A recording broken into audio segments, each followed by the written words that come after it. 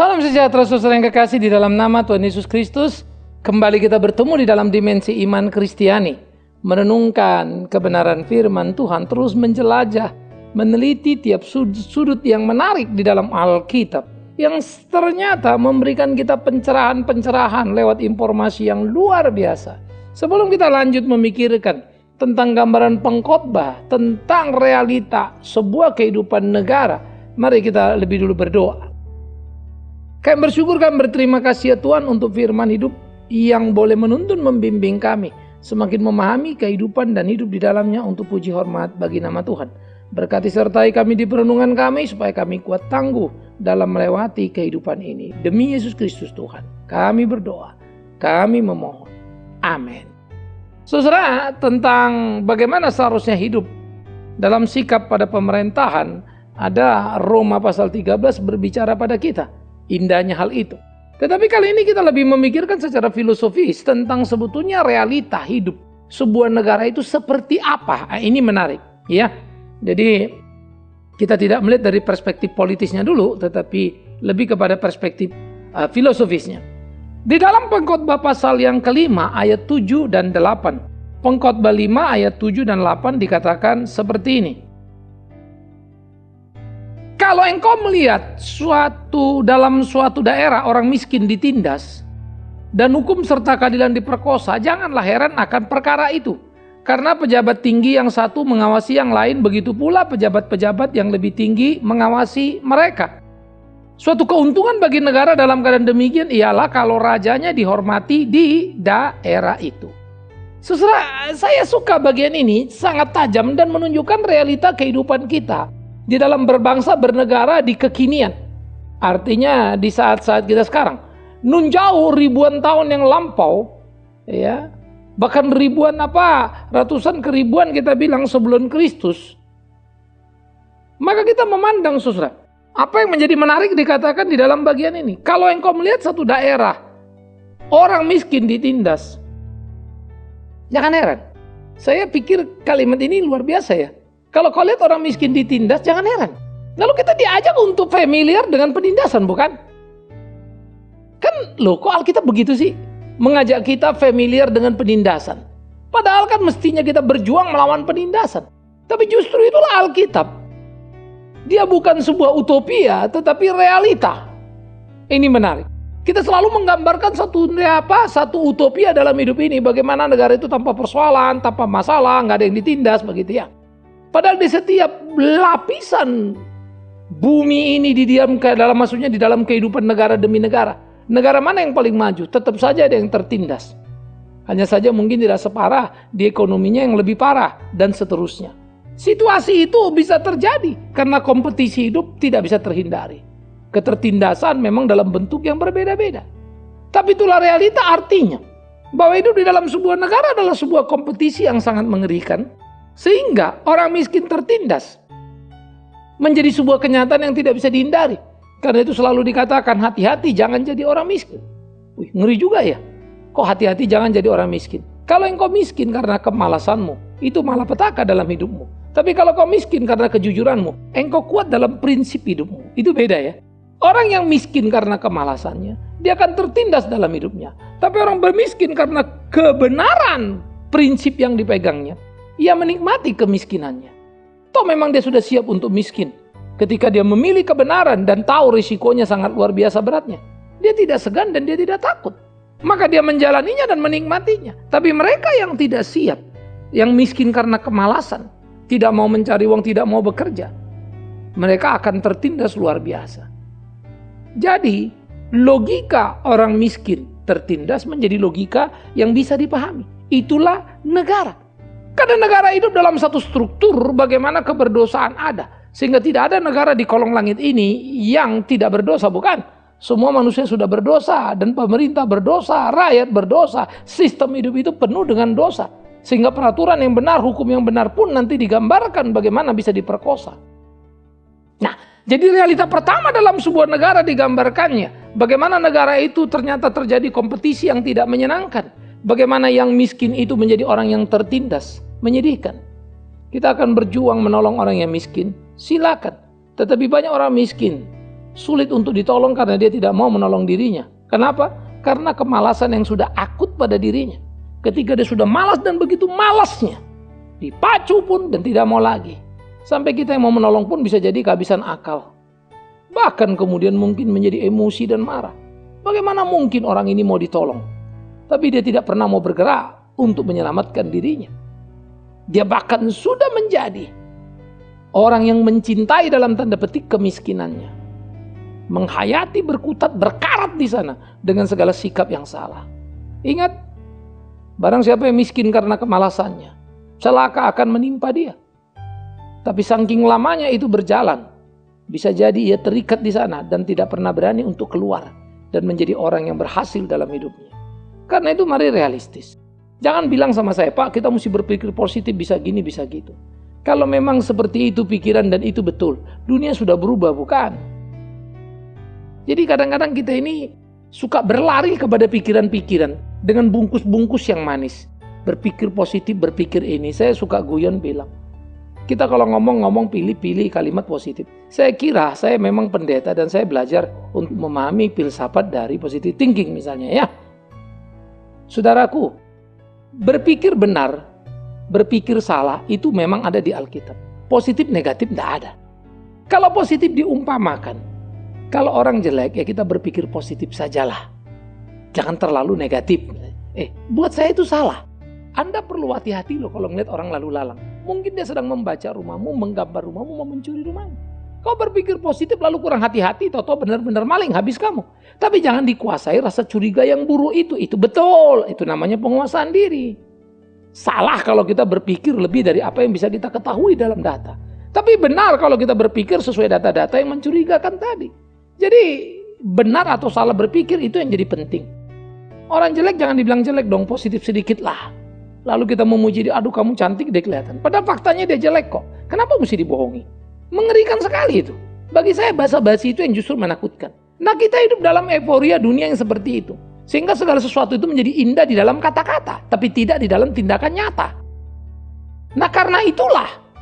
Kita mesti positif, kita mesti optimis, kita bisa mengatasi kemiskinan. Saya sering dengar pemimpin seperti itu. Menurut saya justru dia tidak realistis ketika bicara optimis. Di dalam ketidakberdayaan. Optimis apa yang mau dibangun? Anda tidak bekerja kok, kamu pemalas kok. Optimis. Kamu koruptor kok. Optimis. Optimis apa? Mau menciptakan kemajuan di tengah situasi seperti itu. Itu tidak realistis sama sekali. Jadi kita tidak bisa hanya asal omong. Hanya asal percaya, hanya asal membangun keyakinan yang tidak pada tempatnya. Saya adalah orang yang sangat optimis dalam bicara segi optimis. Saya tidak pernah takut dalam hidup ini. Tapi untuk membahasakannya di dalam pemikiran yang aktual harus berhati-hati. Kalau tidak bisa ya bilang tidak bisa. Kalau nanti ya nanti. Jangan lebih, jangan kurang. Nah, itu ajaran Alkitab. Ya, tentu saja di luar sana berbeda. Saya tidak sedang berbicara yang di luar sana, saya lagi bicara perspektif Alkitab dulu. Lain waktu kita akan mendiskusikan itu. Sehingga ketika Alkitab mengatakan bahwa di satu daerah orang miskin ditindas, awas. Alkitab tidak sedang mencemooh. Alkitab betul, ini realita hidup. Realita hidup. Sampai kapan? Sampai Tuhan Yesus datang. Seketika seorang makin kaya dan makin kaya, tingkat kemakmuran sebuah negara bertambah. Kemiskinan tidak pernah habis, saudaraku. Ingat kalimat itu. Hanya dulu kalau miskin orang adalah miskin, tidak punya apa-apa. Sekarang miskin, tapi punya apartemen sih. Miskin, tapi punya motor sih. Karena yang lain udah naik mobil. Dia miskin, tapi punya mobil sih. Mobil bekas, tapi yang lain sudah naik mobil mewah, mobil baru, dan seterusnya. Tetap saja ada orang miskin itu. Karena itu Alkitab dengan jujur memaparkan.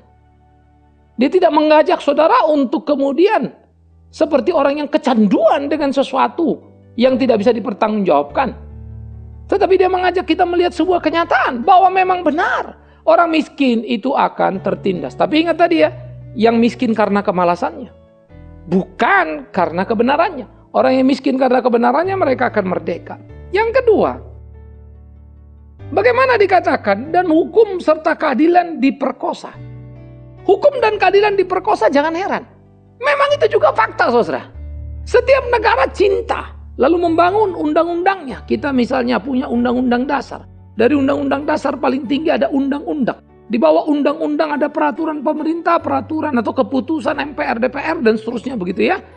Ada Kepres juga, keputusan presiden, dan seterusnya. Tetapi kemudian dari bagian-bagian seperti ini sampai dirumuskan ke perda atau peraturan daerah. Semua undang-undang ada, dibuat untuk tidak dilanggar, dibuat untuk mengamankan, dibuat untuk membuat kenyamanan. Nyatanya di seluruh kolong langit di mana negara ada, penindasan terhadap undang-undang tetap saja ada. Yang kuat akan diuntungkan dan dimenangkan. Sehingga undang-undang tidak pernah murni berdiri, keadilan tidak pernah murni menang. Hukum dan keadilan selalu diperkosa. Siapa yang memperkosanya? Kaya dan miskin tadi. Maka yang miskin jauh dari keadilan. Yang miskin sulit mendambakan keadilan. Itu juga fakta. Di negara mana sekalipun, yang maju sekalipun. Kita percaya di Amerika, prinsip penegakan undang-undang jauh lebih bagus dari Indonesia. Tapi awas, kasus di mana keadilan tidak berlangsung bagi yang miskin. Sama saja. Orang Indian kehilangan haknya di Amerika. Orang aborigin kehilangan haknya di Australia. Dan seterusnya. Negara-negara yang menjunjung tinggi undang-undang dan hukum, bukan? Selalu ada era. Sekarang, bukan lagi Indian atau aboriginnya. Tetapi orang-orang ekonomi lemah tetap akan ada di bawah. Hanya memang tidak separah mungkin satu negara yang lainnya lagi. Ya. Di sana ada ketidakadilan. Tapi mungkin mafia di peradilan tidak terlalu hidup. Sementara di kita subur misalnya. Perbedaannya di dalam konstelasi seperti itu saja, saudara. Tetapi apa yang ada, apa yang terjadi, itu adalah fakta yang tidak bisa dibantah bahwa memang ada. Bahwa sekali lagi memang ada. Bahwa sekali lagi memang ada. Jual beli hukum itu. Sehingga hukum, keadilan tidak pernah datang bersamaan dalam konstelasi kebenaran yang tidak berpihak. Dia selalu menjadi berpihak. Berpihak pada siapa? Yang kaya. Itu sebab hukum dan keadilan diperkosa oleh mereka yang mempunyai kekuatan, oleh mereka yang mempunyai kekuasaan, oleh mereka yang mempunyai uang. Maka si miskin ditindas karena hukum diperkosa. Ini realita hidup. Lagi-lagi, sekali lagi saya katakan, ini realita hidup. Oleh karena itulah saudara-saudaraku yang kekasih, orang miskin ditindas menjadi fakta yang tidak diberbantah, tidak bisa dibantah. Itulah kehidupan sebuah negara. Hukum dibuat supaya dengan harapan ada keadilan yang bisa berdiri dan semua orang sama di depan mata hukum. Tapi itu hanya slogan. Terlalu banyak orang yang tidak tersentuh hukum dimanapun. Hanya saja jumlahnya mungkin di negara maju lebih dikit. Kalau negara yang sedang berkembang, itu superpower lah kan, tidak tersentuh sama sekali. Tempat lain masih tersentuh tapi lihat case kan begitu. Dan seterusnya. Sehingga ada konstelasi-konstelasinya. Sehingga di negara lain pun yang namanya kambing hitam, jangan sampai kena kemari, yang ini dikorbankan negara-negara maju, itu juga biasa. Sama seperti kalau di Indonesia kita bilang ada kambing hitam juga, iya. Cuman mungkin kalau kita ambil pangkat di sini kapten yang dikambing hitamkan kan. Sampai kapten saja, di tempat lain mungkin sudah brigjen. Ya, tetapi yang paling tinggi tetap nggak kena kan begitu. Artinya keadilan yang diperkosa itu tetap menjadi hal realita yang tidak terhindarkan. Dan itu ada, saudara-saudara yang kekasih. Oleh karena itu jangan engkau heran terhadap fakta itu. Ini menjadi kengerian. Karena apa dikatakannya? Satu pejabat satu mengawasi pejabat yang lainnya. Saudara, pejabat-pejabat dari yang satu mengawasi yang lain, ini juga diperhatikan dengan sungguh-sungguh menjadi menarik. Sehingga bagaimana pejabat mengawasi pejabat, artinya semua pejabat ini ada hierarki, satu sisi dia bagus. Tapi di lain sisi, masing-masing bisa memainkan perannya untuk keuntungan dirinya. Oleh karena itulah, terhadap mereka-mereka ini, ya, bagaimana akan menjadi amat sangat indah kalau raja yang paling tinggi adalah raja yang dihormati di situ. Artinya raja yang sungguh-sungguh. Untunglah kita. Tapi kalau rajanya tidak, maka turun ke bawah, turun ke bawah, turun ke bawah. Hierarki tadi hanyalah merupakan pendistribusian ketidakadilan. Hanyalah merupakan pendistribusian kekacauan. Di mana kita ada? Ini pertanyaan menarik, saudara-saudaraku. Karena itu sebuah negara bukan soal apa produk yang ada di dalamnya. Soal negara bukan berapa soal kaya buminya. Tapi soal negara adalah soal seberapa pemimpinnya bisa dipercaya. Seberapa pemimpinnya jujur. Seberapa pemimpin itu dihormati. Kalau pemimpin sudah dicaci maki,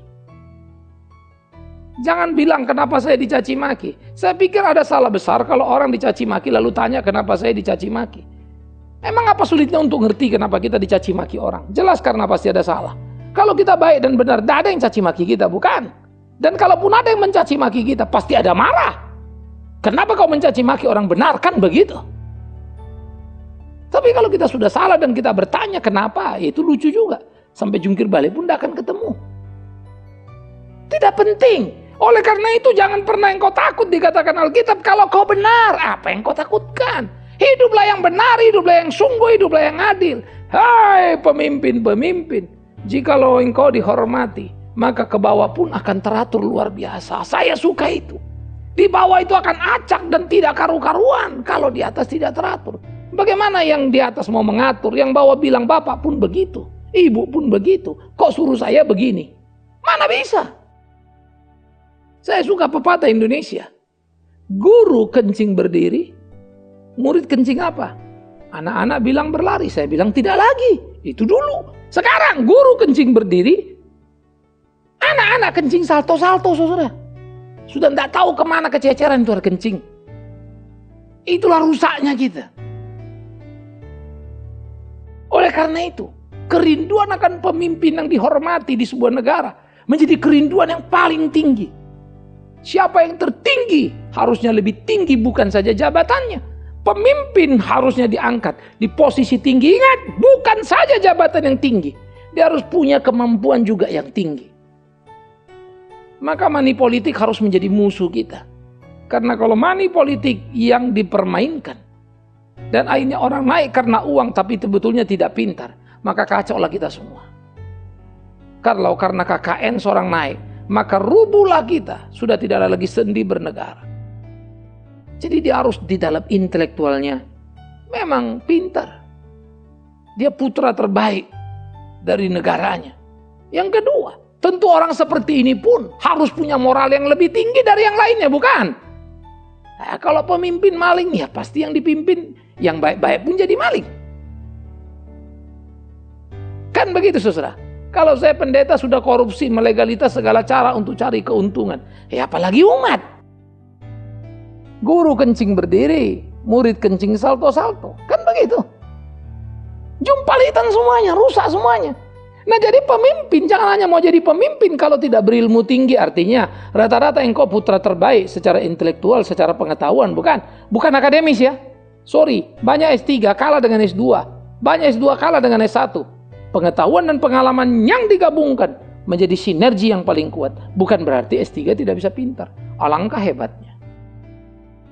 Itu sebab banyak orang tahu secara akademis, tapi belum tentu jadi pemimpin yang baik. Banyak orang bagus menjadi dosen, tetapi bukan kemudian menjadi manajer yang baik. Gagal dalam manajerial. Banyak orang yang bagus di dalam manajer, banyak orang yang bagus dalam marketing, banyak yang bagus dalam memimpin, tetapi bukan dosen yang baik. Iya toh. Tiap orang punya tipikal pada dirinya dan dia harus belajar. Sekalipun ada orang yang mempunyai kombinasi yang paling baik. Bagus mengajarnya, bagus memimpinnya. Nah inilah pemimpin. Bagus manajerialnya. Inilah pemimpin yang dicari. Dia selalu ekstra, bermutu tinggi, berintelektual tinggi, tetapi moral pun tinggi. Supaya dia tidak dicemooh dan bawahan menjalankan apa yang dikatakannya. Mentalnya juga harus tinggi. Artinya jangan cengeng. Laskar di bawah boleh lari, pemimpin jangan lari, jangan penakut, jangan pengecut, jangan cengeng. Pemimpin harus berani tegar, tegap. Saya selalu suka di dalam dunia militer kalimat saya bertanggung jawab karena saya pimpinan. Saya kagum. Tapi banyak orang berbahasa-basi memakai kalimat itu. Di situasi tidak penting sebut begitu, tapi di situasi penting tidak begitu. Ini salah, saudaraku. Itu sebab si miskin akan ditindas. Itu sebab hukum dan keadilan akan diperkosa. Kalau pemimpin tidak jempolan dan bermutu, bukan saja intelektualnya, tetapi moral, bukan saja moralnya, tetapi mentalnya. Itu sebab ketika menghadapi sebuah kesulitan, rakyat sudah kerasa kerusuk, kebingungan, tidak tahu mau bikin apa. Pemimpin tenang, lalu dia tunjukkan apa yang harus dilakukan. Itu hebat, itu pemimpin. Dia mampu melakukan apa yang semestinya. Pemimpin-pemimpin seperti ini selalu memberikan kemajuan yang luar biasa bagi bangsa dan negaranya. Di sekitar kita banyak pemimpin yang sudah mewariskan warisan yang luar biasa. Mereka menjadi role model yang hebat di dalam peri sikapnya. Pemimpin harus berani menghukum dirinya sendiri. Tidak perlu hukum menyentuh dia, karena dia tahu dia pemimpin. Ingat tadi, guru kencing berdiri, murid kencing salto-salto. Pemimpin salah, maka rakyat kacau balau. Saudara-saudaraku, mari kita berpikir tentang hal ini. Itu sebab di dalam dunia rohani pun sama. Pendeta berkhotbah bagus, berbicara bagus, tetapi moral tidak bagus. Itu kan semua bisa dilihat, saudara-saudaraku. Karena moral bukan apa yang kita katakan saya baik atau saya benar. Tampak pada kualitas kehidupan, gaya hidup kita. Mana bisa disangkali. Nah karena itu, semua pemimpin digugat di dalam sebuah negara. Bagaimana kita melakukan sesuatu yang penting, sehingga sistem pengawasan dari atas ke bawah berjalan sebagaimana mestinya. Karena pemimpin yang ada di atas dihormati, raja dihormati, yang tertinggi dihargai. Wow, negara aman. Jadi ternyata negara merindukan seorang pemimpin. Pemimpin yang apa? Yang dihargai rakyatnya. Karena itu saya pikir setiap orang mau jadi maju jadi pemimpin, mesti berkaca diri, saudara. Republik kita tercinta, tiap 5 tahunan akan memilih pemimpin, bukan? Tetapi kadang-kadang saya melihat, apakah semua pemimpin ini bisa melihat dan mengukur dirinya? Sehingga maju kalau ada ajas kepantasan, ya jangan majulah kalau tidak pantas. Jangan cuma yakin-yakinan, yakin dipilih orang. Tapi memang repot, sistem kita masih sampai sebatas itu. Kalau ada kesadaran diri dan orang maju, rakyat pasti mendukung penuh. Dan rakyat harus belajar. Jangan memilih pemimpin paketan yang dibungkus packing bagus tapi tidak tahu isinya apa. Jangan memilih seperti memilih kucing dalam karung. Belum karungnya dibuka, sudah main dipilih aja. Tahu-tahu kau buka, kucing kurap pula lagi semua kan. Kucing yang sudah ketimpa air panas begitu toh. Tadi bayangan kucing bulunya bagus, wah bisa di rumah ini. Tahu-taunya isinya semua sudah kena air panas. Mau bagaimana kita pelihara, ngelihatnya pun kita sudah ngeri. Buka karungnya, lihat kucingnya. Seharusnya begitulah pemimpin. Pemimpin yang layak dipilih adalah pemimpin yang sudah terbaca di dalam sepanjang jejaknya. Maka selalu ada istilah track record. Walaupun dalam hidup ini pun suka juga lucu ya. Ada orang menguji seseorang, track recordnya, mentalnya, moralnya bagus apa enggak. Lah yang nguji lebih jelek dari yang diuji. Itu pun pusing juga, saudara. Karena ada sistem kita yang salah. Itulah hukum dan keadilan itu diperkosa. Kan tidak adil kalau yang menguji moral, menguji intelektual seseorang tidak lebih pintar dari yang diuji. Kan gak adil banget itu.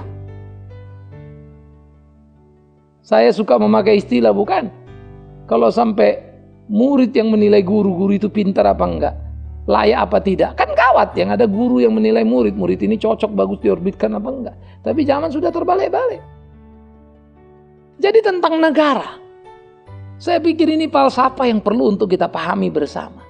Jangan kau heran, saudaraku, kalau di negara itu orang miskin ditindas. Tapi ingat, miskin yang mana? Miskin yang memang karena malasnya, miskin yang tidak bisa berjuang. Tapi orang yang miskin karena benar, karena prinsipnya. Mereka orang merdeka yang tidak pernah tertindas apapun juga. Karena ketika mereka memilih untuk benar dengan konsekuensi miskin, mereka sudah bertanding dan berjuang dan memenangkan kebenaran dalam hidupnya. Jadi miskin yang malas. Tapi yang kedua tadi, hukum dan keadilan, jangan mimpikan itu. Karena akan datang terbalik, diperkosa itu. Oleh karena itu, hukum dan keadilan hanya slogan saja itu. Semua kita sama di mata hukum. Sama apanya? Ya, kalau sama, tidak perlu kita diteriaki. Kalau sama, kita datang dan memberi contoh. Orang lain kena panggilan dulu baru datang. Nah, kalau perlu kita nawarkan diri. Ada isu ini nyatanya, faktanya, dan seterusnya. Wah, itu luar biasa ya. Nah, saya pikir inilah yang perlu kita bangun dalam hidup kita. Dan fakta yang ketiga. Karena itu, Hanya satu akan membuat orang miskin terhibur. Hanya satu membuat negara berkemungkinan hukum dan keadilan ditegakkan kalau rajanya dihormati, disegani, pimpinannya dihormati. Dan pimpinan akan dihormati kalau memang memiliki nilai intelektual lebih dari yang lain. Tapi buat apa intelektualnya bagus, mentalnya payah? Karena pemimpin perlu mental yang kuat. Belum apa-apa dia sudah lari, dia yang berkeluh kesah, dia yang menangis. Lalu orang ditinggal semua, lalu bagaimana rakyat ini maju? Pemimpin yang bukan hanya banyak bicara, tapi banyak melakukan. Karena yang diperlukan dari pemimpin adalah keteladanan tindakan. Bukan pidato yang panjang lebar. Karena hidup bernegara bukan sedang kuliah, tapi menjalani kehidupan nyata di mana perlu diisi. Bagaimana hidup harus diperjuangkan. Bagaimana kejahatan harus ditebas. Itu penting. Moral yang bagus dan teruji. Sehingga rakyat pun akan gelisah. Bawahannya pun tak akan berani salah. Karena atasannya benar. Tapi kalau atasan sudah tak benar, ke bawah makin parah. Sehingga sudah kalau kita membaca berita misalnya ya. Kita membaca koran, baca majalah. Saya juga agak mulai perhatikan. Ternyata banyak sekali kisah-kisah bank dibobol, bank daerah pun dibobol, saudara. Setiap kali dekat pemilu, dekat pilkada, selalu ada peristiwa. Ini menjadi menarik juga, ini fenomena tampaknya akhir-akhir ini. Ya. Saya juga bingung melihat data-data. Karena saya kebetulan aparat RT, saudara yang kekasih. Entah berapa kali bolak-balik saya koreksi data, orang mati itu sudah mati. Masih datang ditanya lagi. Tolong data terakhir, kata IKTP. Tolong dikoreksi lagi kalau sudah meninggal. Alamak, udah 5 kali aku kasih tahu. Mungkin rupanya orang itu meninggal bangkit lagi. Saya juga nggak ngerti, saudara. Bagaimana ini bisa? Saya tidak paham. Nalar ini pun sudah tidak mampu mengerti. Akhirnya saya cuma bisa mengerti satu. Ini koreksi pun masuk. Tidak ada perubahan data yang dikerjakan. Kalau sudah perubahan data tidak perlu sampai berkali-kali, bukan? Rasanya sudah cukup ada pilkada, ada pemilihan legislatif, ada pemilihan presiden. Itu pun sudah 2 kali di tingkat RT saya itu. Hasilnya Sami Mawan, sudah 2 kali gubernur. Data itu masih itu terus, belum lagi legislatif. Jadi akhirnya kita lihat dan kita belajar. Loh, ini kok gitu ya? Kan begitu kan? Nah inilah sulit. Kalau dari atas ke bawah sudah rapi, pasti rapi semua. Maka saya harus belajar juga sebagai pemimpin rohani dalam konteks yang lebih besar. Sebagai seorang pendeta. Kan begitu. Bagaimana hidup bertanding. Supaya ada harapan ke bawah. Ada gairah. Sehingga yang bawah punya role model. Dan kau saudara-saudaraku. Umat yang dikasihi Tuhan. Jangan lagi memilih pemimpin-pemimpin asal yang abal-abal. Bagus di perkataan. Tidak dalam bukti kenyataan kehidupan. Semoga kita bijak atau terperangkap dalam kurungan negara yang kita buat sendiri. Pikirkanlah. Amin. Kita berdoa, saudara. Kami bersyukur berterima kasih Tuhan untuk firman-Mu, hidup bagaimana bertanggung jawab di negara dimanapun kami ada. Karena itu tolong entah kami sebagai bawahan atau atasan. Sehingga sungguh boleh menjadi berkat nyata. Di dalam nama Tuhan Yesus Kristus. Kami berdoa menyerahkan diri kami, hidup kami, bangsa kami, negara kami dalam tangan-Mu. Amin. Saudaraku yang kekasih, sampai di sini dimensi iman Kristiani. Terus jelajah hidup bagaimana menjadi rakyat yang berbakti, memberikan nilai yang tinggi demi masa depan Ibu Pertiwi. Shalom, sampai bertemu lagi.